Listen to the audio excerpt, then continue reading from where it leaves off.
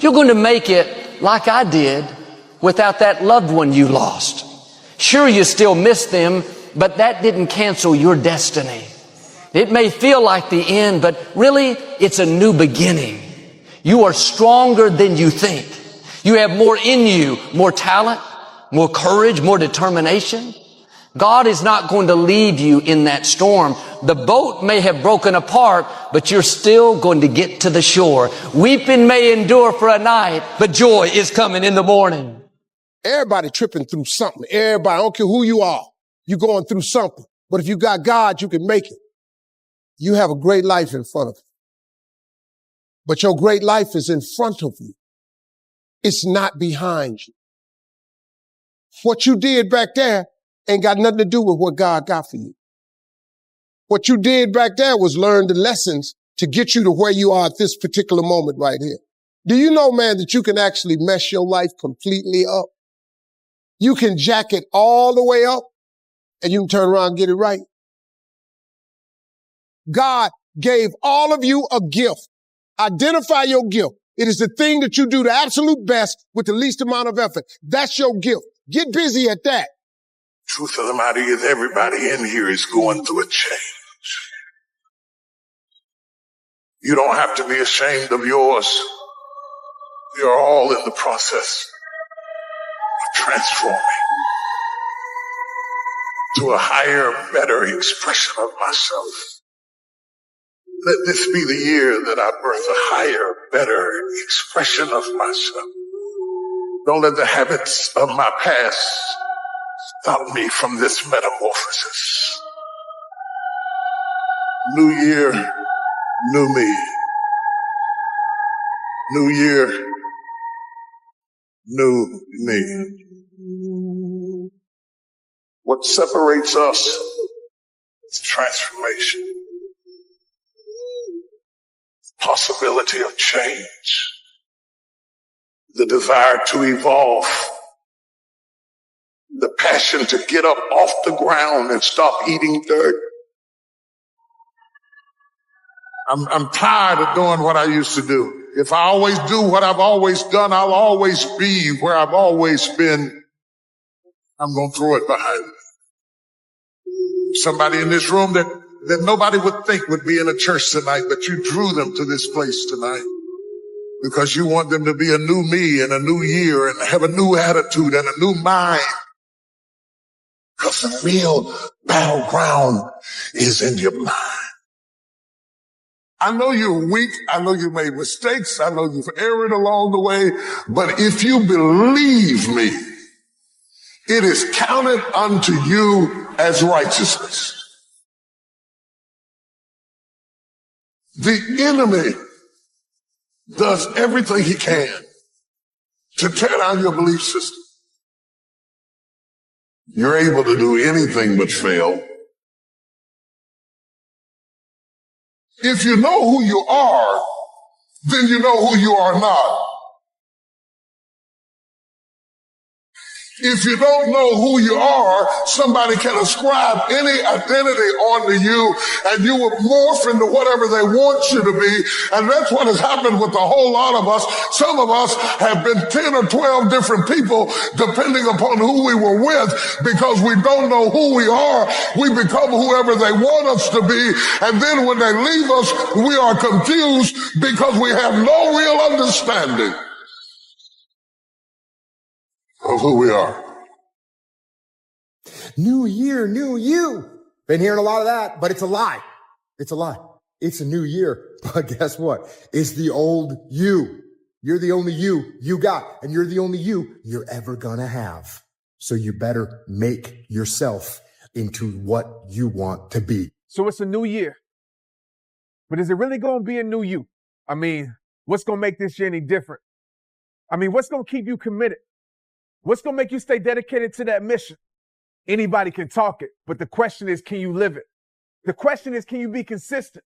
It's easy to make a decision, but what's hard is staying loyal to your vision. What's hard is waking up every day to go get it. Ain't nothing in this world given. So if you want to make a change, get outside your comfort zone and stop living inside your limits. Stop playing with your life. Get up and go fight for your dreams. Because anything is possible to the heart that believes. You got to believe. You got to feel that purpose in your soul. Because too many people set goals, but they never put in the work to see their dreams unfold. That can't be you. It's time to break through. It's time for you to stay loyal to what you said you were going to do. Even when that mood has left you. Even when that struggle gets the best of you. Don't let it stress you. It's not there to break you. It's just there to test you. Think about how many years, months, hours, seconds, days, all that shit you have wasted on people who suck the life out of you. Today's a good day for you to go through and shit can those motherfuckers. Shit can those motherfuckers who only call you when they need something. Shit can those motherfuckers who can't get over shit. Who continue to bring up shit from the past. Who can't move forward. Life is short. Life is precious. Spend that time with the people you love. The people you want to get that time to. Real friends, real family.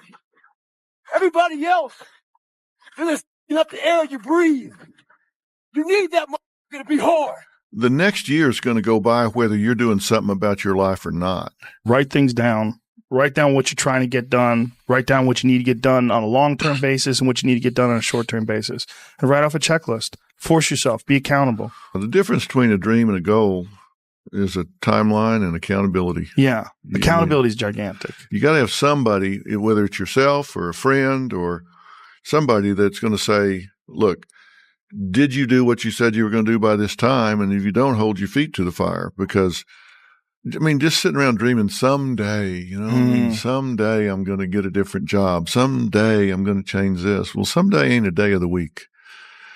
There's Monday, Tuesday, Wednesday, Thursday, Friday, Saturday, Sunday. Look on your calendar. Some days not on there. So you got to say, okay, I want to take this small step by here, this small step by there, this small step by there. And then pretty soon, we don't leap tall buildings in a single bound. We take it a floor at a time. It's incremental changes over the long haul. And the way you have to look at it is if these two boats are going in a parallel direction and one of them just shifts 5 degrees over the course of time, this boat is going to be in a far different place than the other boat that's going the same way it was always going. That's what that growth is. It's a game of inches, guys. You add them all up, you will become that person. Rep by rep. It's the truth, man. It's every single day. People are like, oh, it's one rep. No, it's one rep every single day. That's 7 reps of the week. That's 30 reps of the month. And that's the difference right there of putting it up or not putting it up, showing up to the event or not showing up. If you don't show up, guys, the outcome is nothing. If you show up, at least you have a chance at it all. The second thing is you got to pace yourself, guys. You can't expect that, hey, it's January 1st, so guess what? I'm going to do it all this year. I'm going to do the workout change. I'm going to do a diet change. I'm going to start running in the morning. I'm going to get to sleep. You're going to burn yourself out, guys. You cannot take on that kind of load. You can't shoulder that and actually make it through January into February. That's the thing. People go and they sign up for these memberships and everything else, and they give it all they got, and they get burned out right away. Piece by piece, guys. A lot of little things, a lot of small steps equals that big step. You need little successes in life. The big goal that you want to become in shape is too far to even think about it. It's so monumental. It's overwhelming. But if you break down that gigantic goal into small secular weekly goals, now it's achievable. And when you do the small goals, that's realistic. It's within arm's reach. What happens after you achieve that? You have a new inspired confidence of who you are. That you're on path. You have this energy. You have self-worth and pride of who you are. You walk with a purpose. Your shoulders are rolled back, heads held high because you believe in yourself. Then take that confidence into the next one, and then to the next one. Next thing you know, that gigantic goal, you're getting closer and closer, and all of a sudden now it's reachable. But if you expect to do that whole goal in one day, you're going to burn out and you're going to feel like a failure. And because that failure is such a negative emotional feeling inside, you're going to turn your head from the gym and I don't want to go there. It's a scary place. It's not a scary place. It's the fairest place in the world. It's what you put in, it's what you get out. It's non-subjective. No one can give it to you or take it away. It's yours if you want it, but you got to work for it. And whenever you work for something, guys, and you put sweat and blood and tears into it and work ethic and sacrifice, when you use those kind of building blocks of something in life, it never leaves you. No more excuses, no more hesitation, no more procrastination, no more negotiation. No more. Go on the attack and don't stop until it's done. I know right now, everybody's thinking about what they're going to do on Monday, January 1st. It's coming up. What are we going to do? What are we going to accomplish? You're at least thinking about it. Probably, making some plans, writing them down. If you're not, you're behind the ball and you should be. But here's the thing. All right. You have to realize that when you are afraid to go, when you are afraid to go and become and do the thing, you are creating a life of automatic loss. All right. You cannot win. You cannot become, you cannot build this dream that you have, this life, without actually going. And a lot of people nowadays, they like to consume data. They like to read books. They like to listen to podcasts. They like to hire coaches. They do all of the things except the thing that actually produces the result, which is actual execution. All right. You have to understand. You can sit there and you can analyze and you can think and you can consume and you can learn all day long. But until you actually put pen to paper and start to really build shit in your own life and execute, none of that's going to matter.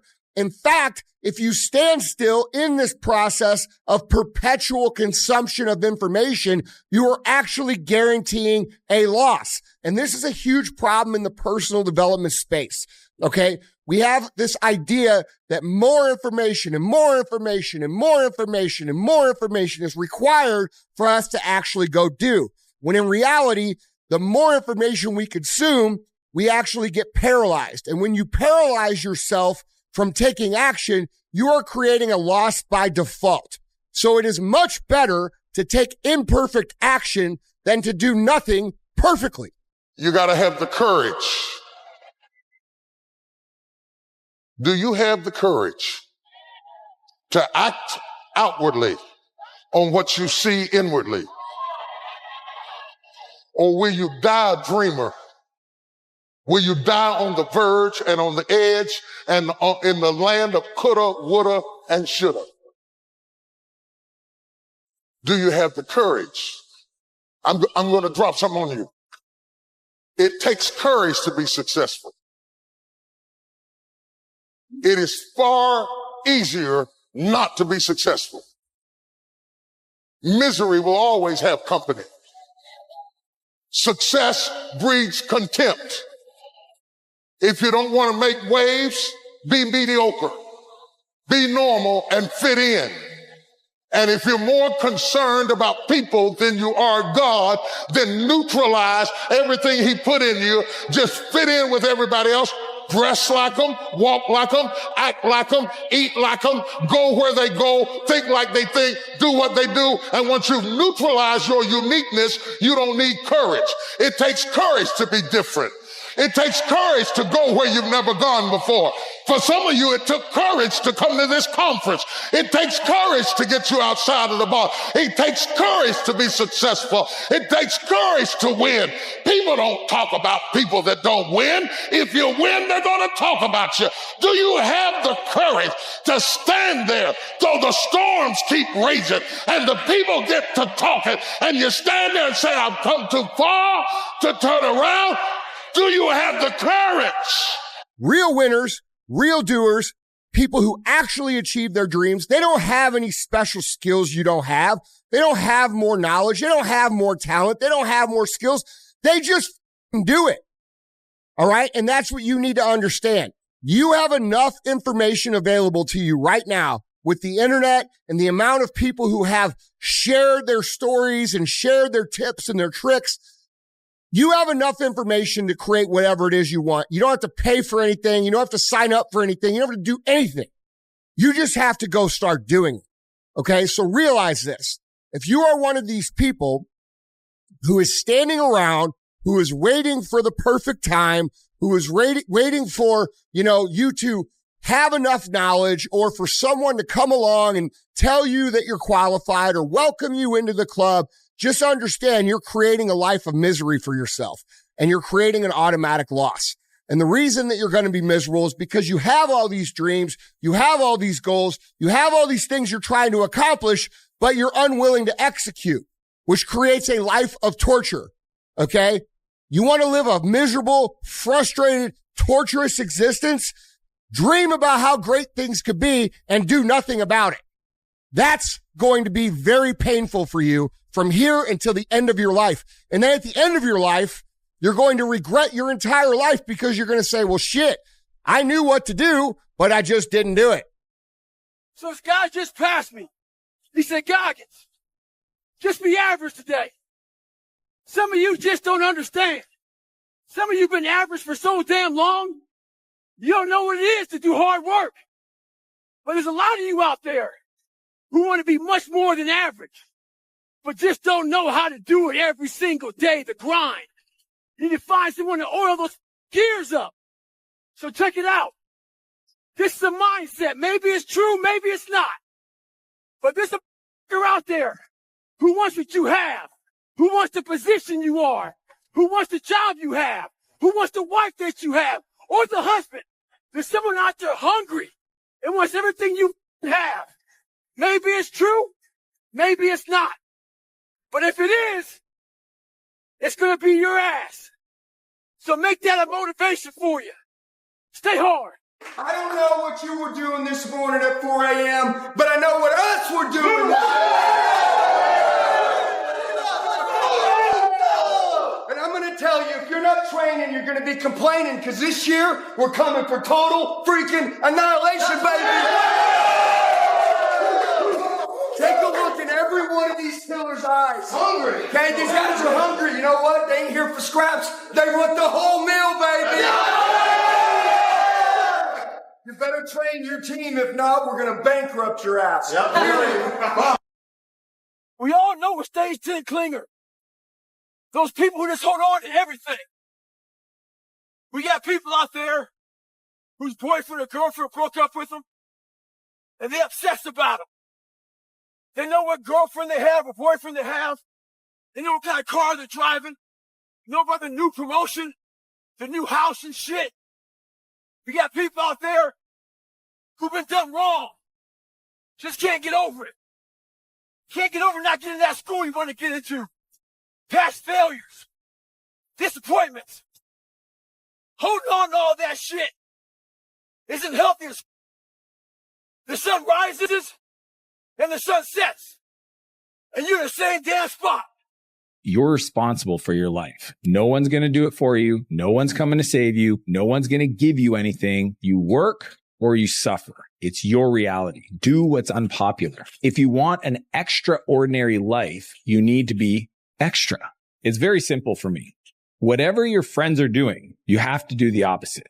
It sounds crazy, but if your friends are going out on weekends, do the opposite. If your friends drink all the time, do the opposite. If everyone around you is watching TV after school instead of working on bettering themselves, do the opposite. There's no way that you're going to be somebody that stands out by not doing things that stand out. So if you look around and everybody's doing the same thing, you're doing it wrong. It reminds me of this quote, which is that the extra mile is often empty because very few people are willing to do it. It's your opportunity to differentiate yourself. If you want a life that's different than everybody else's, your parents, the people at school, your friends, honestly, you have to act different. You have to make different choices, which is the premise of doing something that's hard because you're going to go against what is the norm. People are going to judge you for it, but that's actually the right way to go. And eventually you'll find people that are also doing it and it makes it less lonely. But at first you have to be willing to do things that other people will not understand. People shy away from it because it requires you to feel lonely. It requires you to feel confused. You're like, I hope this works out.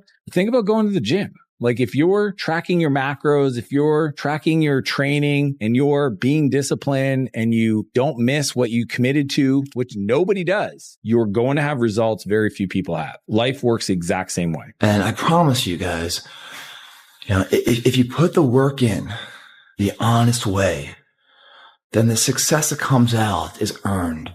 It's that kid that earned the dollar, wasn't given the dollar. There's so much, you got the money, right? That's great. And you had the ability to make it again, which is even greater. But along the way, you learned what that dollar values, the meaning of it. It wasn't just like someone gave you a trophy. You earned that trophy. And by earning that trophy, you understand the value of what it stands for. And it doesn't stand as some like showboat item I get to flaunt around. It's about who you were before, the work you put in, and who you turned out as. And it's that progression right there, that echelon that really is the backbone of every champion, of every successful person, of everyone remembered. There's a lot of things going on. There's a lot of stress. There's a lot of things, but in order to really have an impact, you gotta fix yourself first, And once you fix yourself, man, and you really love yourself, man, that's when you can really lend a hand of love to somebody else. It starts with you, man. Before you start pointing that finger at everybody else, know there's 3 pointing back at you. Having the knowledge, the education, to know what the right way to do it. Well, then you apply that, and then the results you get are earned, not given, cheated, or anything else. You don't ever have to wonder what if. You never have that to worry, like, who's coming around the corner that's going to call me out as a bullshitter. It's a sense of freedom with that. I think people think it's a magic trick. They snap their fingers, they make a decision, and their life is different overnight.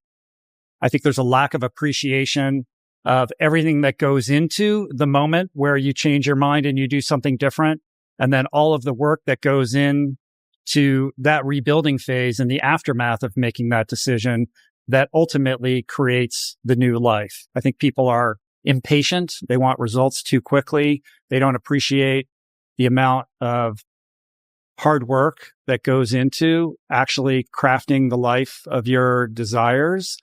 And I think as a result of that, when they don't see results immediately, they burn out and retreat to what's safe and what they know versus welcoming failure, welcoming uncertainty, getting comfortable with risk, and remaining persistent in their vision to create something more in alignment with their authentic self. I think one of the big problems, especially when it comes to reinvention, is in the Rocky movies, the montage of training is 2.5 minutes long. In reality, it can be a decade. Mm-hmm. And I think getting really visceral with what tough times feel like helps people who are going through them to not feel so personally cursed while they're going through them. You're not sure that the difficult thing that you're struggling with at the moment, the breaking of habits of hanging around with people who don't want the best for you, who you're getting out of a bad relationship, you maybe want to move and leave home and your parents don't want you to, whatever it might be, you don't even have the reassurance that there's going to be glory on the other side of this. And it doesn't feel as polished or as triumphant or even as noble. It just feels like confusing and dark and messy and like destitute. And, even in portrayals of alcoholism and of addiction, it's really difficult to capture in popular cinema just how mundanely desperate it is.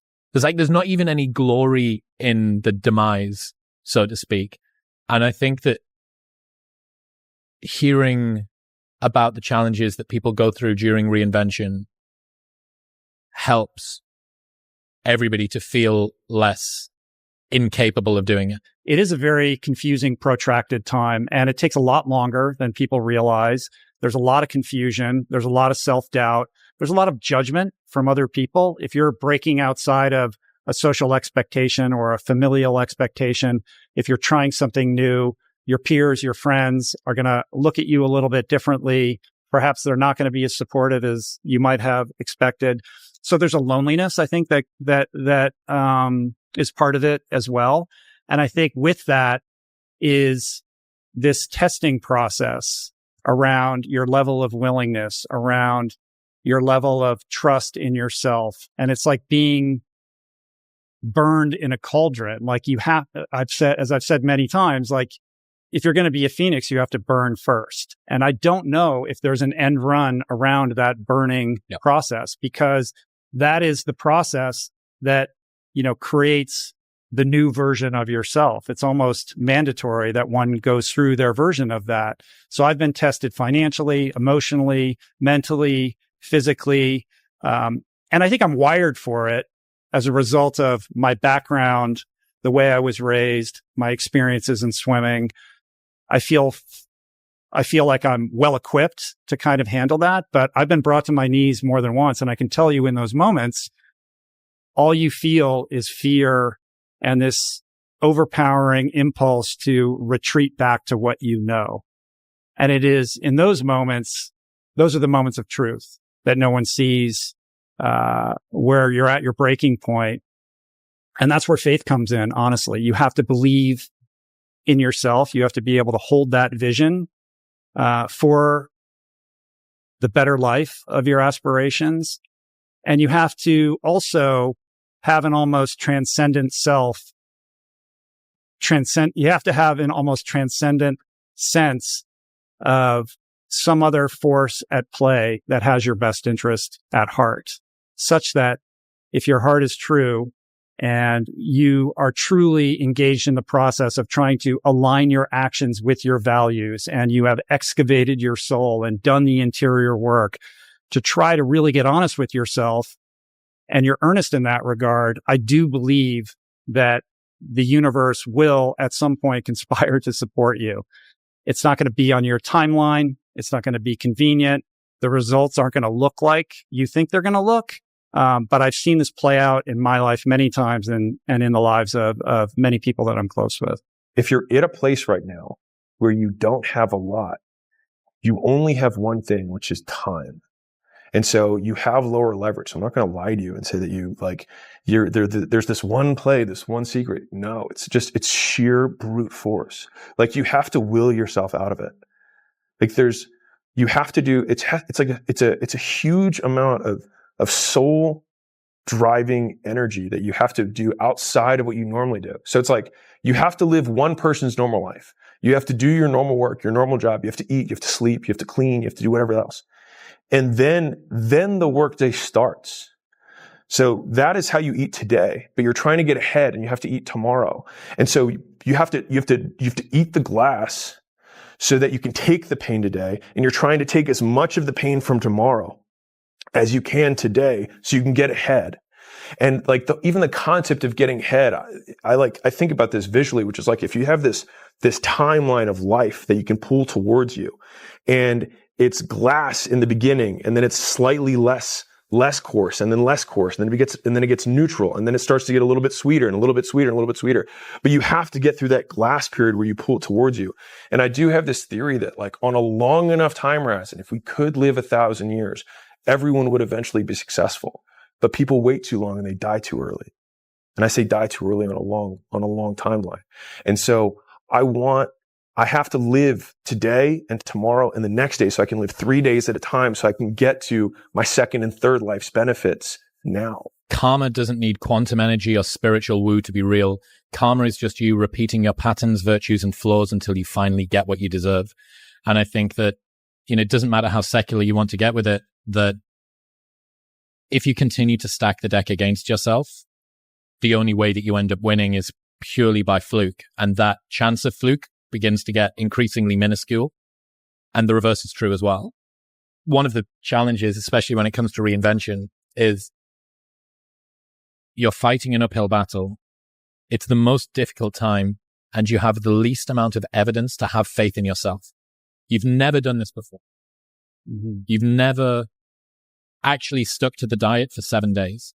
You've never actually been able to go sober or stay loyal to a partner or turn up on time to a job, pick whatever it is, or take it all the way up to the top. You've never been able to truly have a difficult conversation with somebody, at your business. You've never really been able to sit down with your business partner at this big company that you've built for 15 years and tell them that this isn't working.